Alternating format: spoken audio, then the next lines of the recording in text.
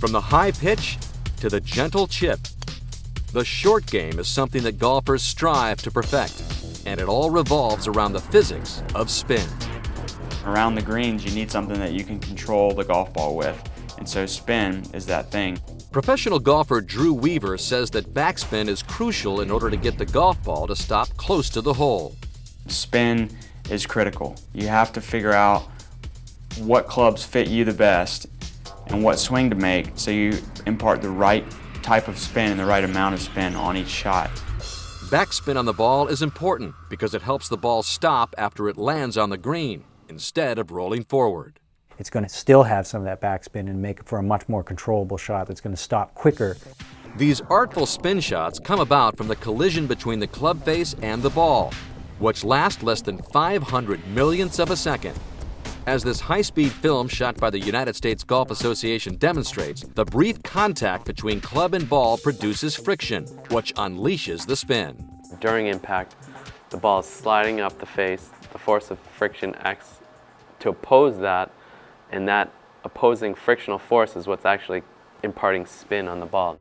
Oftentimes, getting enough friction can be difficult due to obstructions between the club face and the ball, primarily grass.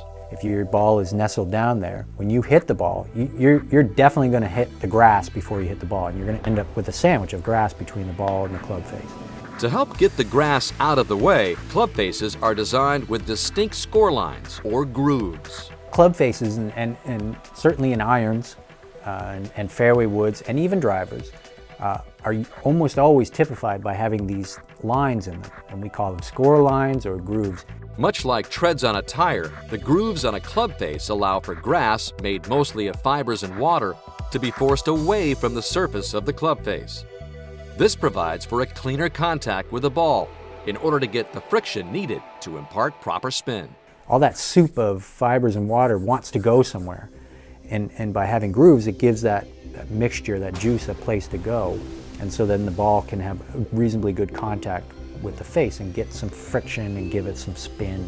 Through high-speed film, it is easy to see the efficiency of the grooves as they push away water during an impact with a ball. So what happens is it channels, it rushes down into the grooves and sprays out from underneath the golf ball.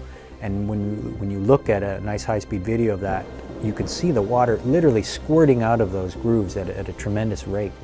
If the club face were smooth, the grass would have nowhere to go, and the amount of friction against the ball would be greatly decreased, and the spin imparted on the ball would be a lot less. The ball would just completely slide and wouldn't impart nearly any spin onto the ball. For golfers like Drew Weaver, finding the right amount of spin can mean the difference between landing safely on the green or in the rough. It's amazing how much science is involved in the technology, kind of when it all comes together, how much better a golf shot can be.